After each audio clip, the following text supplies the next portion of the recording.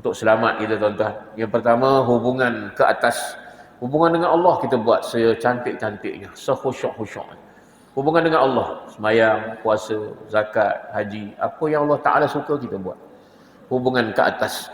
Dan yang kedua ni, jangan kita lupa pula hubungan sesama insan. Ada orang dia perhati yang satu ni lah. Azan aja dia pun sampai. Hubungan dengan Allah cukup cantik.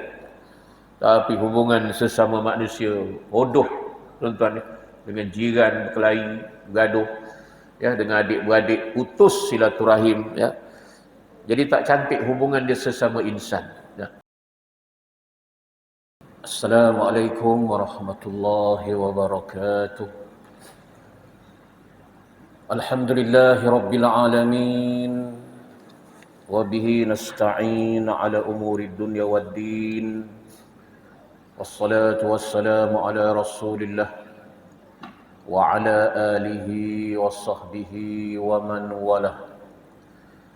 Rabbi shrah li sadri wa yassir li amri wahlul uqdatan min lisani yafqahu qawli, amma ba'd.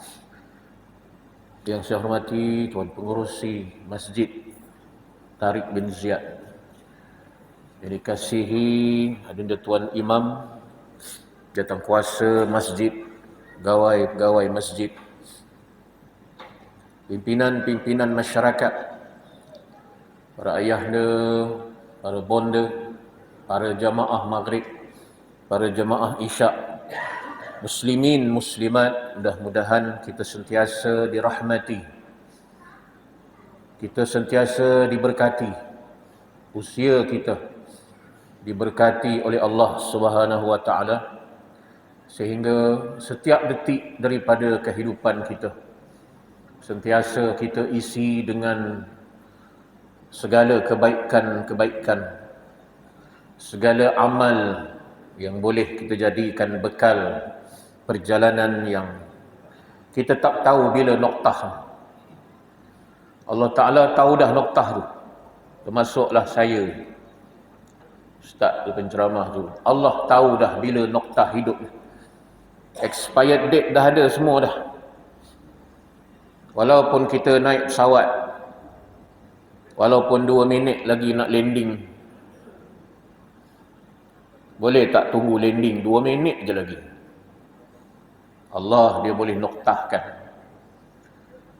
Walaupun tengah memandu, isteri baru telefon, kami ni tengah menunggu ni, abang tak sampai-sampai lagi ni, dengan penuh kasih sayang. Allah noktahkan. Tak boleh ketunggu, bagilah can dia jumpa anak isteri. Tak, Allah Ta'ala kalau dia nak noktahkan bila-bila masa sahaja. Ada yang food panda, bawalah kiriman makanan nak hantar, berbulan-bulan simpan duit, bulan depan nak nikah, bagilah can dia rasa nikah dulu. Allah nak noktahkan, dia tak kisah siapa pun. Kamu pemimpin besar ke, pemimpin kecil ke, ustaz ke, kadi ke, Allah Ta'ala tak pelik tuan-tuan. Tengah basuh kolam mandi ke, konon petang garang nak berenang, Allah Ta'ala tak kira tuan-tuan. Bila masa dia nak panggil, dia ambil aja. Sebab tu tuan-tuan, salah kalau kita mengatakan kejap lagi lah, pagi besok lah, minggu depan lah. Macam hebat sangatlah kita ni. Allah Ta'ala menentukan noktah. Kalau tuan-tuan masih ingat, ada seorang ustazah, mak-mak, duduk dalam majlis marhaban. Bila dia baca Allahu la ilaha illa huwal hayyul qayyum, tumbang terus. Allah tak izinkan dia sambung lagi. Kita baru sekejap baca, habis baca ayat kursi, panjang lagi umur kita. Ustazah ni sampai takat tu je boleh baca. Walaupun dia pensyarah kanan, Allah tak pelik. Dr. Sabri Awang sedang kuliah subuh, boleh tak Abi bagi habis kuliah dulu? Malaikat, bagi habis kuliah subuh dulu. Barazulillah tu bagi habislah huraian. Tak, noktahkan. Sebab itu tuan-tuan, sehebat Nabi Sulaiman, Allah matikan, sedahsyat, sesamsing Fir'aun, samsing lah tu ya, Allah noktahkan. Sehebat Namrud, Allah noktahkan. Kita ni tuan-tuan, subhanallah, tak ke manalah hebatnya. Setakat Pak Ustaz aja penceramah. Tuan-tuan, bila-bila masa. Sebab tu, poin pertama, jangan tangguh-tangguh. Orang yang dalam pesawat, mudah-mudahan Allah cucuri roh mereka, rahmati roh mereka. Ampunkan dosa mereka dan tempatkan mereka di kalangan orang-orang yang beriman. Masa dalam pesawat tu, ni kejap lagi landing ni, bermacam-macam planning nak buat. Planning nombor 1, kejap lagi kita buat ini, kejap lagi kita buat ini. Mana planning tu tuan-tuan? Satu pun tak tertunai. Sebab tu tuan-tuan, jangan kita tangguh-tangguh. Nak menderma, silakan. Hari Jumaat tengok tabung lalu, jangan senyum aja. Ustaz cakap senyum tu kan sedekah. Tabung tu dia tak main senyum-senyum tu. Masukkan, isikan duit dalam tu. Tuan-tuan, anak yatim, duk sibuk anak yatim. Tak pergi pun, tak sampai pun. Pergilah ziarah. Moh tuan-tuan, bergerak, bangkit kita. Jangan kita tangguh-tangguh lagi, rugi kita tuan-tuan. Baik tuan-tuan sekalian, saya lebih suka kita pergi kepada kitab kita ni. Kalau tidak, tak habis-habis. Muka surat 76. Masih lagi di balik tabir kematian.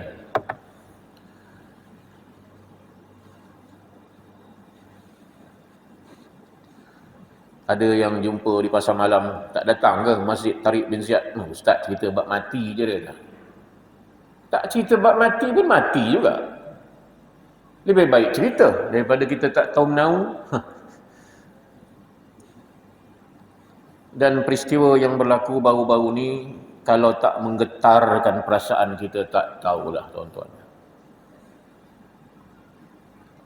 Allah suruh jadikan iktibar bahawa dunia ni bila-bila masa kita kena tinggalkan. Sehebat mana pun kita, setinggi mana pun kita, rumah sebesar mana pun tak muat dalam liang lahat. Kenderaan pun sebesar mana, sebanyak manalah kita kolektor kenderaan lagi, tak muat dalam liang lahat. Maka tuan-tuan, marilah kita laksanakan. Ya, pertemuan tu pasti dah. Bekal tu cukup ke tidak? Tuan-tuan pergi Kuala Lumpur, tuang minyak RM5 saja. Takkan pada semayang jemaah pun tak pergi, masjid tak ada, Quran tak baca, zikir tak buat, dengan jiran bergaduh, adik-beradik putus silaturahim. Dah benda lagi yang kita nak harapkan tuan-tuan. Bukan kita sini, kita tempat lain ni tuan-tuan. Marilah kita tuan-tuan, di dalam sana tak perlu solat dah. Dalam sana tak perlu datang masjid dah. Tak perlu puasa. Orang Ramadan pun tak perlu puasa. Haji pun tak usah fikir-fikir lagi nak pergi. Tak ada dah. Stop semua dah. Yang mana kita bawa, yang kita buat tu je lah. Mana yang amal jariah, dia bertambah. Kalau ada orang di dunia ingat kita, minta istighfar, minta ampun, dosa yang kita bawa sebeban tu makin hari makin kurang. Baik tuan-tuan, kita pergi pada muka surat 76 ni. Yazid Ar-Raqashi meneruskan. Seandainya mereka tahu bagaimana buruknya neraka, tentu mereka akan menangis lebih kuat lagi. Itu catatan Imam Ghazali. Kalau kita tahulah, itu pun Nabi dah banyak cerita dah. Minumannya dalam neraka, ada minuman? Ada, kata Nabi. Allah Ta'ala pun terangkan, ada minuman dia. Tapi daripada air-air yang keluar daripada mayat-mayat yang terbakar. Itulah minuman penduduk penghuni neraka. Makanan dia pun ada buah-buah zakum yang berduri tu. Ada siapa-siapa yang istimewa yang tak terdedah kepada azab, tak? Ustaz ke, Tok Kadi ke, semua terdedah dengan azab kalau kita tak berbuat sesuatu. Inilah peluang kita, tuan-tuan. Saya dah sebut pada bulan lepas, kalau tuan-tuan masih ingat. Allah Ta'ala catat umur dia 70 tahun je. Adalah si Fulan bin si Fulan. Bukan sini, tempat lain. 70 tahun aja. Hari ni, 29 hari bulan Ogos 2023 ni, umur dia dah 69 tahun 11 bulan 3 minggu. 69 tahun 11 bulan 3 minggu. Masjid tak datang. Orang buat gotong royong masjid tak pernah hadir. Dia buat hal dia je. Quran tak baca. Kalau baca pun kelang kabut, lintang bukang, mahraj tak betul, tajwid tak tahu. Zikir tak buat. Dia tak tahu, tuan-tuan, ada seminggu je lagi umur dia. Kita tak pelik lah kalau seminggu lagi ni dia dah ada persediaan. Sembahyang jemaahnya makin hebat. Sedekahnya, akaun sedekah makin meningkat tiap-tiap hari. Dengan infak subuh tak pernah tinggal. Yang ni kita tak pelik, tuan-tuan. Yang kita pelik yang ini ni. Dosa masih bertimbun. Dengan saudara mara masih putus silaturahim. Allah Ta'ala tak pandang muka orang yang putus silaturahim. Mak bapak masih derhaka. Tuan-tuan, seminggu je lagi. Na'udzubillah. Kalau kita tahu keadaan neraka tu, yang mana penghuninya tak mati-mati, kita di dunia ni, tuan-tuan, pasang lilin tu ulur ke jari ni. 5 saat aja pun dah mengelepar jari kita. Macam mana kita nak menghadap neraka Jahannam itu? Yang mana Rasulullah kata kalau ambil jarum cocok tembus ke bumi ni, hanya selubang jarum aja dia punya bahang dia. Bukan terbakar, cair bumi ni, cair. Rantai dalam neraka tu ambil letak atas gunung. Di dunia ni letak atas gunung kat puncak tu, letak situ, cair gunung tu. Sementara kita ni pula manusia, la haula wala quwwata illa billah, na'udzubillah min zalik. Dan bukan cerita dongeng. Rasulullah tak pernah bohong. Tentu mereka akan menangis lebih kuat. Kenapa tak gelak? Tak ada nafsu nak gelak dah bila sebut tentang neraka ni, tuan-tuan. Kerana memikirkan di mana posisi kita ni besok. Dan kalau kita rasa okey, isteri kita okey tak? Dah lantak lah Ustaz, yang penting saya seorang masuk syurga. Jangan, tuan-tuan. Kita nak pastikan keluarga kita, isteri, suami, anak-anak, saudara mara, semua berkumpul besok di syurga. Barulah nikmat. Bayang kalau kita seorang aja masuk syurga. Isteri masuk neraka, na'udzubillah. Suami masuk neraka. Abang Long campak dalam neraka. Abang Homban dalam neraka. Agak-agak tuan-tuan lena tak tidur dengan bidadari dalam syurga. Apa nikmat ni, tuan-tuan ya? Sebab tu di dunia ni, selagi mereka masih ada di sekeliling kita, jangan duk sibuk nak masuk syurga seorang-seorang diri. Tak maaf, tuan-tuan ya. Kena ajak dah. Solat jemaah, jom. Hari ni abang tak pergi masjid. Kita semayang berjemaah di rumah. Berzikir, berwirid. Kumpul adik-beradik ni balik cuti sekolah ni. Kita buat apa ni? Kita tahlil, doa untuk mak ayah kita dah meninggal. Ada aja, tuan-tuan, program-program yang boleh mentautkan balik silaturahim. Dan abang yang paling tua bercakap lah sikit. Ni tak tahulah abang ni lepas ni jumpa tidak lagi. Gitu, tuan-tuan. Minta maaf semua. Dan kalau boleh bersatu, solat jangan tinggal. Tuan-tuan, kena sebut benda-benda ni. Sebab kita nak berkumpul besok ya di dalam syurga. Mudah-mudahan.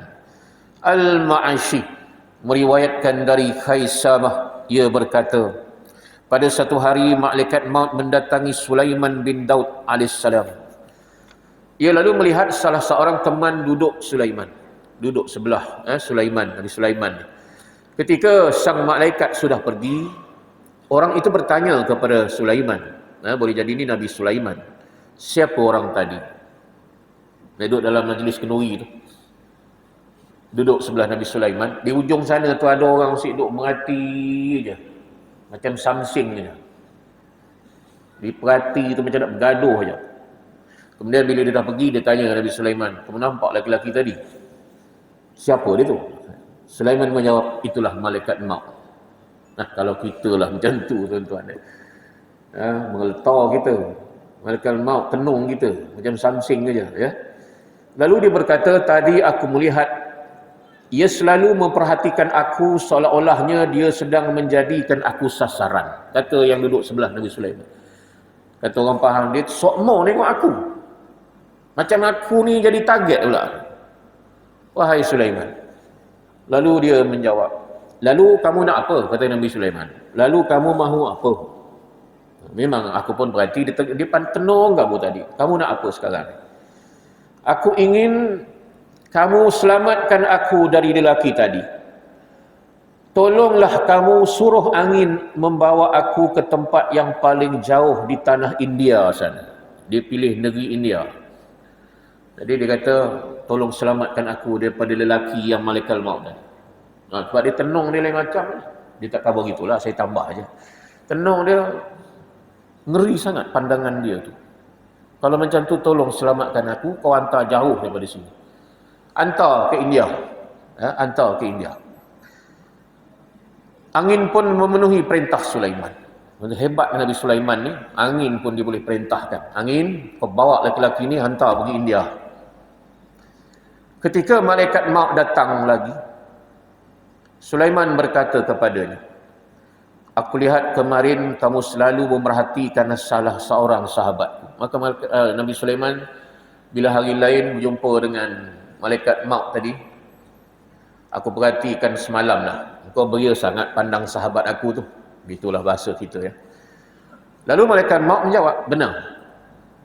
Tapi aku hairan, kata malaikat maut.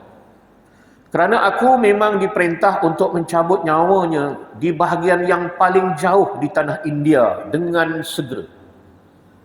Maksudnya dia tak suruh cabut dalam kenduri. Itu yang pelik malaikat maut. Allah perintahkan cabut nyawa kawan kau tadi tu di tanah India. Nampak tuan-tuan ya?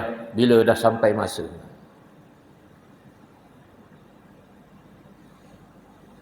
Tak boleh nak elak lagi.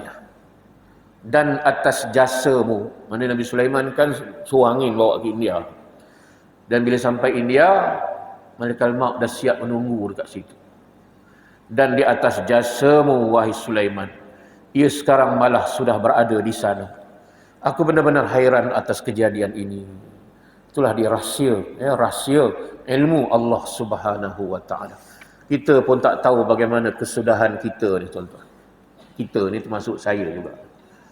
Tak tahu bagaimana kesudahan. Tapi yang penting, tuan-tuan, ya, bukan tak penting dia punya mula-mula ni ending saja yang penting. Tak, daripada mula sampai ke akhir tu kita jagalah. Jaga, ya.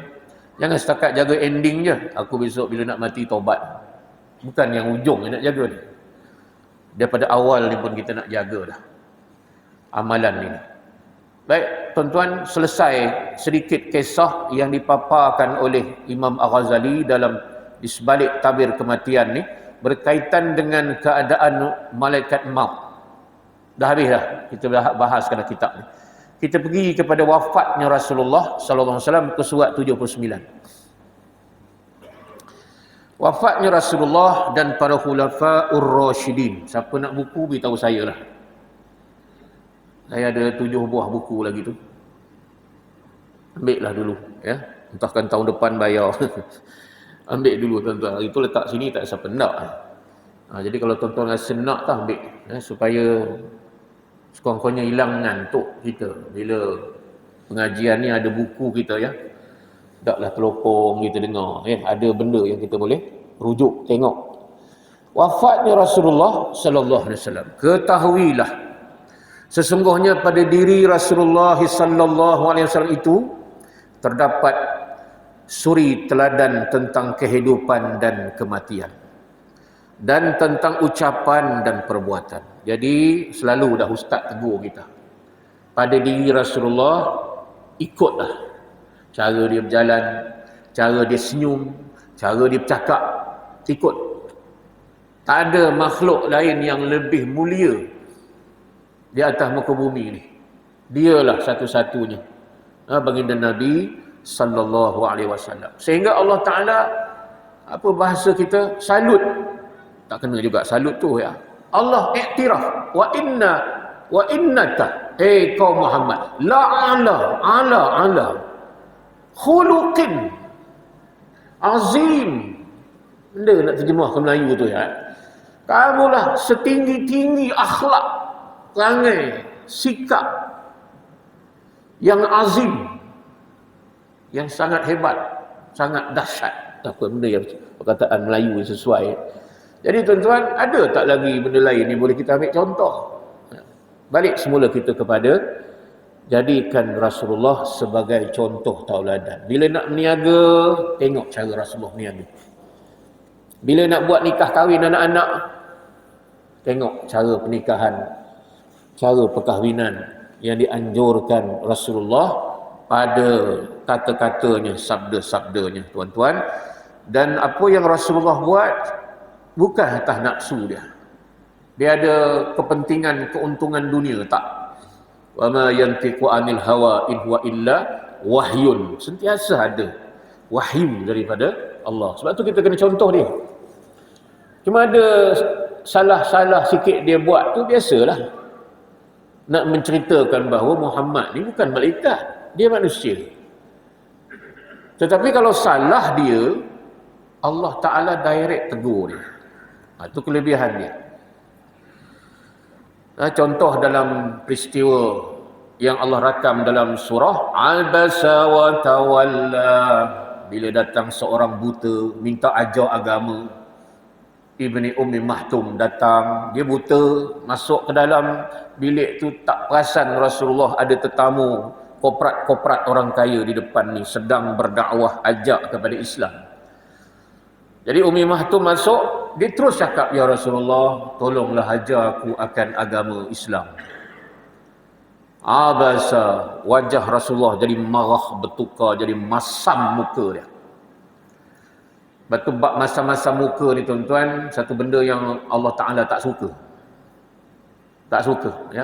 Sehingga Rasulullah sebut dalam hadisnya, ada 5 perkara yang tidak mampu dilakukan oleh orang munafik. Orang munafik tak mampu buat sampai kiamat. Apa dia? At-tabassumu fil wajhi. Senyum pada wajah. Ini orang mukmin saja yang mampu buat. Orang munafik dia tak mampu.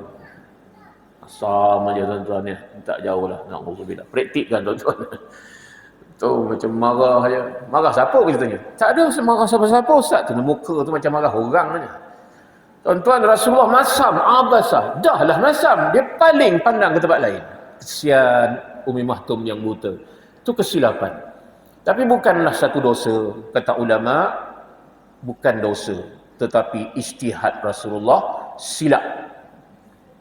Rasulullah berdakwah kepada tokoh-tokoh orang kaya, koprat-koprat ni, ya, Abdullah Abu Jahal, Walid Al-Mughirah, Abdullah bin Jud, dan ni tokoh-tokoh hebat belaka ni. Kalau Islam mereka ni, bayangkan pengikut-pengikutnya pun akan Islam juga. Maka Rasulullah berdakwah, ajar dia tentang Islam.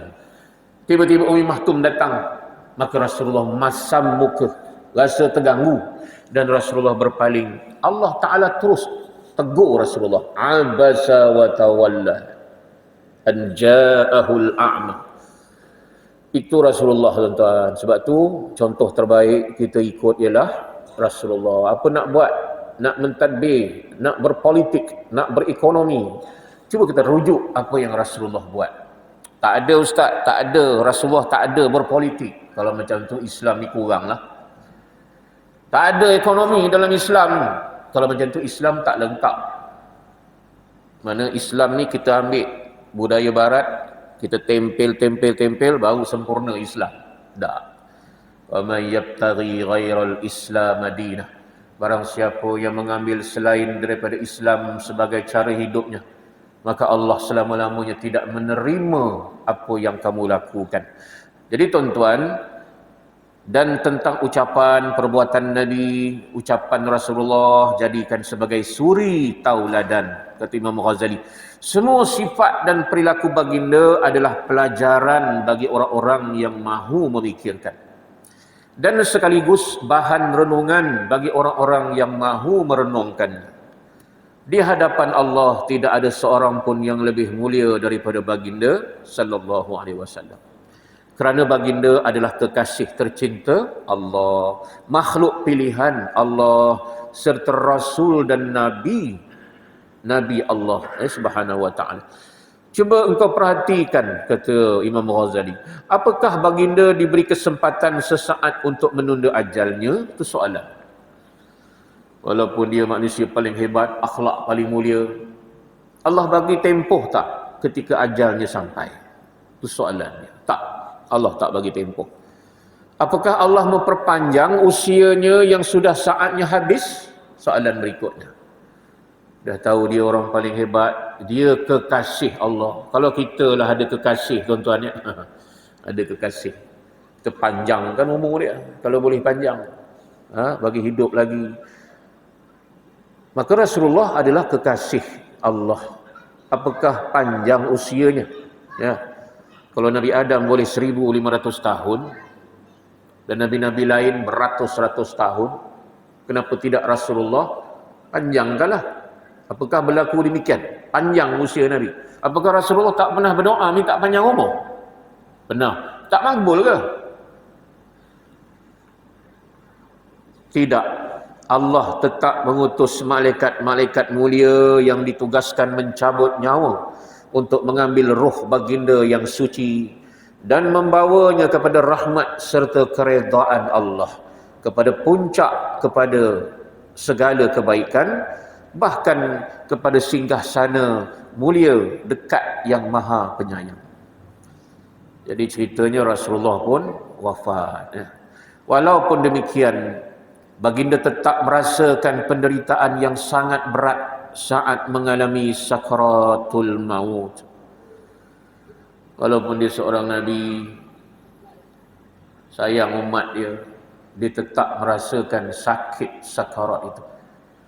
Bayangkan kalau dah Nabi, kita ni tak Nabi, macam manalah sakitnya tuan-tuan. Macam mana sakitnya tu. Ibarat pedang yang tajam yang diasah setajam-tajamnya, mencincang dengan 70 kali cincangan pada tempat yang sama tu, pedih macam mana rasa.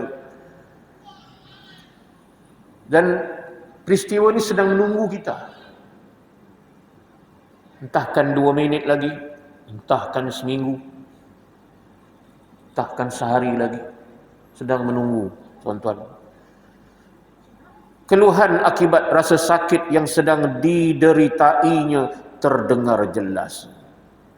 Masa sakit sampai minta, wahai Aisyah, bawakan aku bejana air, rendam tapak tangan dia tu. Menghadapi sakaratul maut, rendam tapak tangan tu, sapukan ke muka. Sambil menyebutkan sakitnya sakarat ini. Kegelisahannya memuncak dan suaranya bertambah keras ketika mengerang. Warna kulitnya berubah, dahinya basah oleh keringat, dan tarikan nafasnya tersengal-sengal, menggoncangkan tulang-tulang rusuk kanan dan kiri, sehingga orang-orang yang hadir pada saat itu turut menangis, menyaksikan baginda berjuang melawan rasa sakit. Ni Nabi tuan-tuan. Kita bayangkan suasana kita besok. Sebab tu tuan-tuan, jangan kita lungguk-lungguk dosa. Selalu kita sebutlah, orang yang bila dah sampai nazak, bila dilihat ada dosanya yang masih belum terampun, maka Allah akan himpunkan dosa-dosa menjadi penyakit dalam tubuh badannya. Sebab tu bertahun-tahun sakit, Allah Ta'ala transferkan dosa dalam bentuk penyakit pada tubuh badan. Tak kira lah penyakit apa. Sebab tu tuan-tuan kena istighfar banyak-banyak tiap-tiap hari supaya dosa-dosa kita Allah Ta'ala ampunkan. Dan sekiranya dah sampai masanya setelah Allah kifarah ada lagi dosa, memang ditokir dosa, ada lagi dosa walaupun dah bagi penyakit macam-macam, maka Allah Ta'ala sebut dalam hadis kursinya, akan kususahkan kematiannya, akan kususahkan kematiannya, akan kususahkan kematiannya. Na'udzubillah min zalik. Istighfar kita banyak-banyak tuan-tuan. Marilah mudah-mudahan Allah permudahkan kita. Apakah anda melihat darjat nubuwah dapat menolak ketentuan ilahi tersebut? Soalan lagi Imam Ghazali. Darjat kenabian apakah dapat menolak ajal? Apakah malaikat maut mempertimbangkan kesedihan yang dirasakan oleh keluarga dan kaum kerabat baginda? Malaikat maut tak tahu ke Aisyah sedih? Malaikat maut tak tahu ke Abu Bakar sedih? Malaikat maut tak tahu ke Umar bin Khattab sedih? Tahu tuan-tuan. Dia tahu kesedihan keluarga. Supaya kita bila meninggal, Allah Ta'ala tak tahu ke isteri kita sedih, suami kita menangis, jiran-jiran, adik-beradik semuanya sedih. Malaikat maut tahu tuan-tuannya. Dan apakah malaikat maut mahu bersikap bertimbang rasa terhadap baginda sebagai seorang pembela kebenaran? Bukankah Rasulullah pejuang agama, orang yang berjihad fisabilillah? Bagi kurang-kurang sikit, pertimbangkanlah. Rasulullah pembawa kabar gembira, Rasulullah kekasih Allah dan penyampai peringatan kepada manusia. Soalan ni jawabnya sama sekali tidak. Malaikat maut tak pertimbangkan langsung. Sebaliknya, baginda melaksanakan apa yang telah diperintahkan oleh Allah dan mengikuti yang telah tertulis di Lauh Mahfuz. Begitulah keadaan baginda. Padahal baginda adalah orang yang memiliki kedudukan terpuji di sisi Allah dan memiliki telaga kemuliaan yang tidak pernah surut. Bahkan baginda adalah manusia pertama yang bakal dibangkitkan dari alam kubur dan pelaksana syafaat di hari perhitungan amal. Jadi kata pengarang ni, kata Imam Ghazali, sungguh aneh bila kita tidak boleh menarik pelajaran daripadanya. Itu tuan-tuan noktah. Kita dah tahu Rasulullah hebat, insan yang mulia, membawa berita gembira, kekasih Allah, pun menghadapi saat-saat sakarat yang menyakitkan sehingga Rasulullah mengerang, sakit, sedih orang yang berada sekelilingnya, dan sampai hari ini umat dia sedih dengan kewafatan baginda Nabi sallallahu alaihi wasallam. Para malaikat tidak ada timbang, tak ada pertimbangan, tak ada pada melaksanakan perintah-perintah Allah Subhanahu wa taala. Jadi kata Imam Ghazali, apakah tidak menjadi pelajaran kepada kita-kita? Kerana kita bukan Nabi, hari-hari buat dosa manusia. Ada pula orang cakap, mana ada dosa Ustaz? Orang tak keluar rumah, duduk dalam rumah saja. Tak menyakit korang pun, tak kacau orang pun. Kata Sayyidina Ali, satu saat kita lupa Allah, dosa. Satu saat kita lupa kepada Allah, dosa.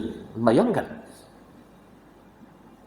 Kita bukan satu saat, bila dapat nikmat lebih sikit, lupa dah kita pada Allah Subhanahu wa taala. Padahal kita tidak boleh menjamin kedudukan kita di akhirat nanti. Bahkan kita selalu menjadi tawanan hawa nafsu. Ini bukan saya sebut, ya, tulisan Imam Ghazali. Bahkan kita selalu menjadi tawanan hawa nafsu dan suka berbuat derhaka kepada Allah. Mudah-mudahan kita yang hadir pada malam ni terpelihara daripada kedurhakaan kepada Allah Subhanahu wa taala. Andai pernah segeralah kita bertaubat dengan taubat nasuha kepada Allah. Ya, segera minta ampun ya Allah, ya. Kenapa kita tidak mahu mengambil pelajaran dari perjuangan Muhammad sallallahu alaihi wasallam, pemimpin pada Rasul, imam orang-orang yang takwa dan kekasih Allah, seru semesta alam. Kenapa tak jadi pelajaran? Mungkin kita mengira kita akan hidup kekal. Kata Imam Ghazali, agaknya kita rasa nak kekal. Ya, cara kita tu, masjid tak datang, orang azan pun tak datang bekerja ke solat berjamaah, majlis ilmu tak apa minat. Bila tok guru alim ulama buka kitab, kita angkat punggung. Nak menunjukkan sangat bahawa kita tak apa minat. Tuan-tuan ya. Lepas tu kalau ada yang pesan nasihat, melenting, marah kita. Suka hati akulah katanya. Bukan orang sini lah, tempat lain tuan-tuan ya. Nampak tuan-tuan ya, tak jadi pelajaran sebab kita rasa kita boleh kekal. Atau kita menganggap bahawa meskipun amal perbuatan kita ada yang buruk-buruk, kita akan tetap menjadi manusia terhormat di sisi Tuhan. Itu mustahil, kata Imam Ghazali. Sangat mustahil. Justru kita mestinya yakin bahawa kita semua akan masuk neraka. Itu yang pertama sekali tuan-tuan. Syurga, bahasa tak sedapnya, layak ke masuk syurga tu? Layak. Saya solat banyak. Ya ke banyak solat? Fatihah aja pun ujung ingat pangkal lupa. Orang lain tuan-tuan. Sujud kita tak khusyuk. Mana gaya solat nak kata-kata cukup solat banyak dah ni? Mustahil. Kita mesti yakin bahawa kita semua akan masuk neraka. Pertama sekali, kita nak hindar daripada neraka, bukan nak masuk syurga. Sebab potensi kita semua, ustaz ke tak ustaz, semua ada potensi masuk ke dalam jahannam. Na'udzubillah min zalik. Belum cerita masuk syurga. Api ni tuan-tuan, yang menyala-nyala, yang ada 7 tingkat, yang mana kita meniti sirat. Ada yang nampak sirat tu halus, ada nampak besar, ada nampak macam lebuh raya. Ribuan tahun naik, ribuan tahun ke bawah. Bawah ni dah neraka pertama ni. Api dia tu mengait kaki. Api dia mengait kaki orang yang asi maksiat. Mana gaya tuan-tuan ya. Allah, bayangkan macam manalah keadaan kita-kita ni besok ni ya. Mudah-mudahan kita yang hadir malam ni ya, semuanya dimudahkan oleh Allah Subhanahu wa taala menghadapi ya keadaan-keadaan seperti itu. Yang pertama sekali, ya Allah, sebab tu kita bila sebut tu Allahumma ajirna minan nar, tu sebut betul-betul tuan-tuan. Ya, sebab Allahumma ajirna minan nar, Allahumma ajirna minan nar. Cari relax aja. Allahumma ya Allah, ajirna, jauhkanlah kami daripada api neraka. Maka neraka akan sebut, ya Allah, kau jauhkanlah, ajirhu, jauhkanlah orang yang menyebut tadi ni daripada api neraka Allah ya. Tidak ada seorang pun dari kita yang akan selamat daripadanya. Tak ada pun ya. Kecuali orang-orang yang bertakwa. Takwa, definisi mudahnya apa? Takut pada Allah. Definisi takwa mudah, takut pada Allah. Apa yang Allah suruh, buat. Tak usah kita komen-komen apa lagi. Ya, hatta Nabi Ibrahim suruh sembelih anak pun okey je, no komen. Tak boleh kita kata tak ada ke benda lain nak sembelih. Apa Islam ni agama sembelih anak ke? Tak ada sikit pun komen tuan-tuan. Hatta macam tu ya. Jadi tuan-tuan, selamat dengan takwa kita. Kita hanya yakin dan kita hanya sekadar menduga-duga. Bahkan sebenarnya kita ini telah menganiaya diri sendiri. Mungkin saja kita ini sebetulnya bukan termasuk orang-orang bertakwa kepada Allah. Jadi kita yang hadir malam ni semuanya orang-orang yang bertakwa kepada Allah Subhanahu wa taala. Amin tuan-tuan, amin. Mudah-mudahan kekal. Allah Subhanahu wa taala telah berfirman, "Wa in minkum illa wariduha kana 'ala rabbika hatman maqdiya." Surah Maryam ayat 71, dan tidak ada seorang pun daripadamu melainkan mendatangi neraka itu. Hal itu bagi Tuhanmu adalah suatu kemestian yang sudah ditetapkan. Kemudian kami akan menyelamatkan orang-orang yang bertakwa dan membiarkan orang-orang yang zalim di dalam neraka dalam keadaan berlutut. Isyak dah kita ya. Baik, isyak dah kan? Isyak dah. 25 ya. Jadi tuan-tuan, kita berhenti sampai setakat ni dulu. Apa yang boleh kita ambil pada malam ni tuan-tuan ya? Marilah tambah lagi keimanan, tambah lagi ketakwaan, dan di depan kita ni Allah nak beritahu bahawa bila-bila masa Allah boleh noktahkan perjalanan hidup kita. Dia tak kira pun kita tengah buat projek besar ke, tengah buat projek kecil ke, Allah tak pandang itu semua. Jadi tuan-tuan, alangkah ruginya kalau kita masih leka, masih lalai, sehingga kita banyak pula kewajipan-kewajipan yang sepatutnya, amanah yang sepatutnya kita tunaikan pada isteri, pada anak-anak, pada ibu bapa kita, pada jiran kita, masyarakat kita. Kita tak tunaikan sampai pada hari ini. Bila lagi kita nak tunaikan, tuan-tuan? Baik tuan-tuan, sekadar itu sahaja dengan pesan, marilah jaga dua perkara ni. Ulibat alaihimuz zillatu aynama thuqifu illa bihablim minallah wa hablim minan nas. Buat dua perkara ni untuk selamat kita tuan-tuan. Yang pertama, hubungan ke atas. Hubungan dengan Allah kita buat secantik-cantiknya, sekhusyuk-khusyuknya. Hubungan dengan Allah, sembahyang, puasa, zakat, haji, apa yang Allah Ta'ala suka kita buat. Hubungan ke atas. Dan yang kedua ni, jangan kita lupa pula hubungan sesama insan. Ada orang dia perhati yang satu ni lah. Azan aja dia pun sampai. Hubungan dengan Allah cukup cantik. Tapi hubungan sesama manusia bodoh tuan-tuan, dengan jiran berkelahi, bergaduh, ya, dengan adik-beradik putus silaturahim, ya.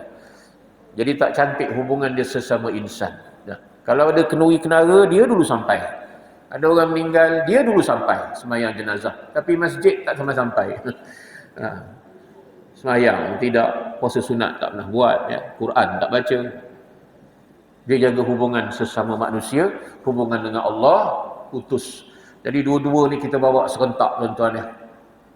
Demi keselamatan kita dunia hinggalah ke akhirat. Kita berhenti sampai setakat ni. Hendaklah setiap orang melakukan muhasabah. Kita berhenti sampai setakat tu. Muka surat 81. Yang perlukan buku, WhatsApp ya. Kita akan tinggalkan di masjid ni. Jadi sekadar itu saja. Mohon ampun, mohon maaf kalau saya tersalah dalam penyampaian. Yang benar itu dari Allah Subhanahu Wa Taala. Kalau ada salah dan silap datang dari kekurangan, kelemahan di saya sendiri, ampun, maaf tuan-tuan ya. Ada senda gurau yang tak berkenan di hati, ada kata-kata yang menyinggung perasaan tuan-tuan, maaf sekali lagi tuan-tuan ya. Panjang umur murah rezeki, insya-Allah kita jumpa lagi pada bulan hadapan. Wallahu a'lam. Assalamualaikum warahmatullahi wabarakatuh.